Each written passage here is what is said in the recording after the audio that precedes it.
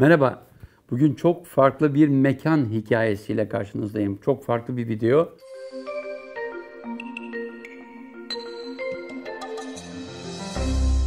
Yıllar önce Filipinler'de malum Marcos döneminde hem onun devrilmesine hem onu izleyen dönemde Aquino iktidarının döneminde yaşanan savaşlara, kargaşalara, devrimlere tanık oldum. Bu arada Manila uzun süre kaldığım kentlerden biri oldu. Manila çok garip bir kent. Bir tarafı inanılmaz gelişmiş, zengin, adeta New York Manhattan'ı anımsatan bir durum. Diğer tarafta da çöplükler, mezbelelikler, yoksulluğun her türlü versiyonu. Evet, bu kentte bir mezarlık var. Bu mezarlık yani İspanyol sömürge döneminde burada yaşayan Çinlilerin Katolik mezarlığına gömülmeyişi yüzünden ortaya konmuş bir mezarlık.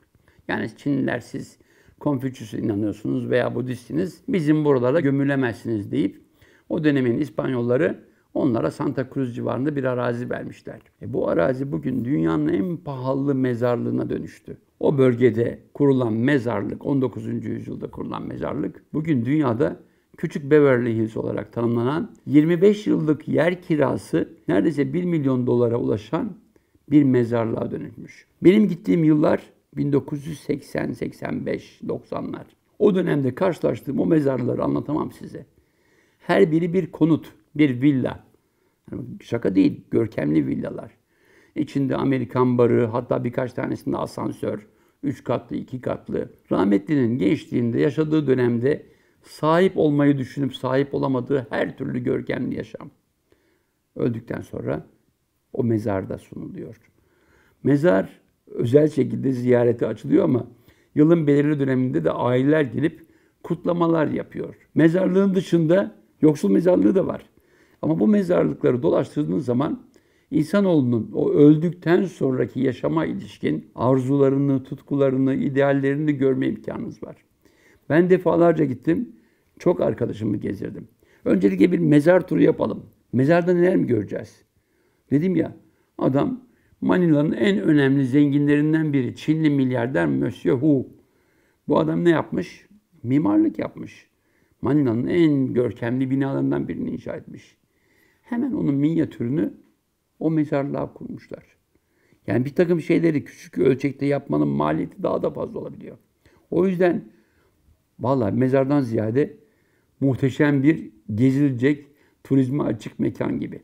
Ama dediğim gibi kutsiyeti var. Yılın belirli dönemlerinde, özellikle Çin yeni yılında bütün aileler o mezarları ziyaret ediyor, partiler düzenliyor. Onun dışındaki günlerde yeni gömülenlere o paralar veriliyor. Az önce söylediğim rakam çok ciddi. 25 yıllığına siz araziyi kiralıyorsunuz.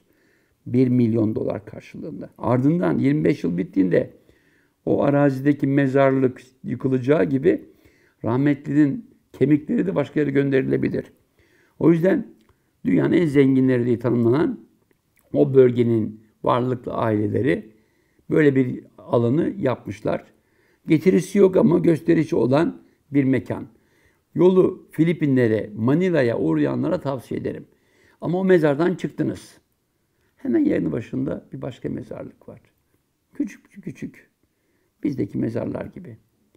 İçindeki kemikler dışarıda ama havanın ısınmasıyla gölge arayan insanlar o mezarlara girip yatıyorlar.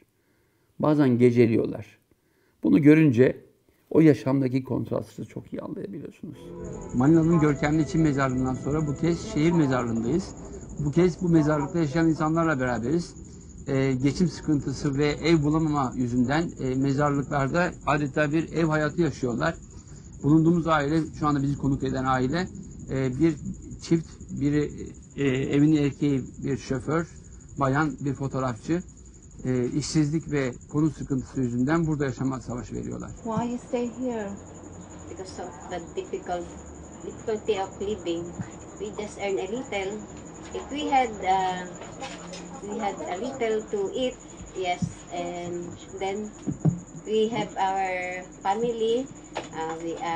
Because my child wants to study, that's why we managed to live with the dead. Yani mezar deyip geçmeyelim. Evet, dünyada bir Père Lachaise var mesela, bir Paris'teki mezarlık. Çok ünlü sanatçıların devlet adamlarının, bizden Yılmaz Güney ve Ahmet Kaya'nın da mezarları orada. Olağanüstü bir mezarlık, bir müze gibi. Ama onun dışında Manila'daki bu Çin mezarlığı hakikaten görülmeye değer. Bir başka videoda görüşmek üzere. Sağlıcakla kalınız.